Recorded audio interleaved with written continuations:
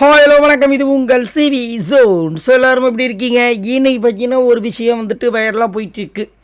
ஏன்னா இந்த big Boss season முடிஞ்ச உடனே பார்த்தீங்கன்னா எல்லாருமே இன்டர்வியூலாம் கொடுக்குற விஷயங்கள் நீங்கள் பார்ப்பீங்க. அதுலேயும் குறிப்பாக நான் சொல்ல விரும்புகிறது என்னென்னா, லாஸ்ட் சீசனில் நம்ம அசீமை வந்துட்டு பயங்கரமாக வச்சு செஞ்சுருப்பார் ஐயப்பன், மறக்கவே முடியாது.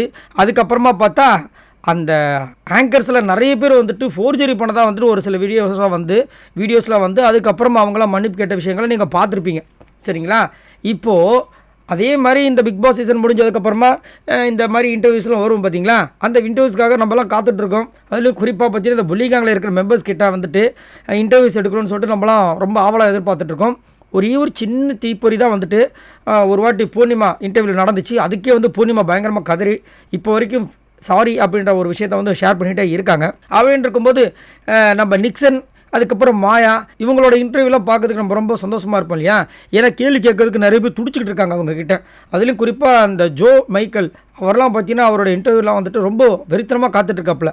அப்படின்னு இருக்கும்போது ஒரு பிரபல ஒரு சேனல் வந்துட்டு நம்ம காஜி நிக்சன் அவரை வந்துட்டு காண்டாக்ட் பண்ணதாகவும், அவர் வந்துட்டு இல்லை அதெல்லாம் முடியாதுன்னு சொல்லிட்டு டினை பண்ணதாகவும் இப்போ ஒரு தகவல் வந்திருக்கு. கேட்குறதுக்கு கொஞ்சம் சிரிப்பாக இருந்தாலும் இந்த மாதிரி ஓடி ஒழிய வேண்டிய அவசியம் ஏன்? கர்மா இஸ் பூமராங். நீங்கள் ஒரே ஒரு விஷயம் பண்ணியிருந்தாங்கன்னா போதும். ஏன்னா வெளியே வந்தவொடனே இது ஆல்ரெடி நம்ம நிக்சன் சொன்னது தான். ஆல்ரெடி பிக் பாஸ் வீட்டுக்குள்ளே இருக்கும்போது என்ன சொல்லியிருந்தாங்கன்னா, நான் வந்துட்டு பண்ணது தப்பு தான், வெளியே போனோன்னா ஃபஸ்ட்டே வந்துட்டு பிரதீப் பார்த்து மீட் பண்ணி அவர்கிட்ட சாரி கேட்கணும், மன்னிப்பு கேட்கணும்னு சொல்லியிருந்தார்.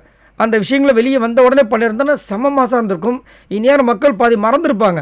ஆனால் இவங்க என்ன பண்ணுறாங்கன்னா, அதை பூசி அதை மொழிகி நிறைய விஷயங்கள் தேவையில்லாமல் அதுக்கப்புறம் வனிதா அவங்களுடைய பேச்சை வேறு கேட்டுக்கிட்டு இந்த மாதிரி இது வரைக்கும் மன்னிப்பும் கேட்கல, பொய்யான பரப்புரைகள். எனக்கு வந்துட்டு ஃபேன்ஸ்லாம் அப்படியே அன்பை அள்ளி கொட்டுறாங்க.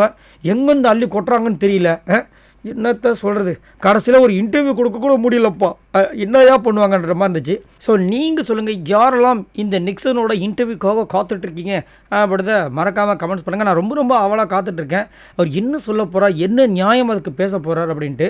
ஆனாலும் அவர் வந்து இன்டர்வியூலாம் வந்து இப்போ டினை பண்ணுறார் அப்படின்ற மாதிரி நியூஸஸும் வந்திருக்கு. உங்களோட கருத்தை சொல்லுங்கள். பாய் நண்பர்களே.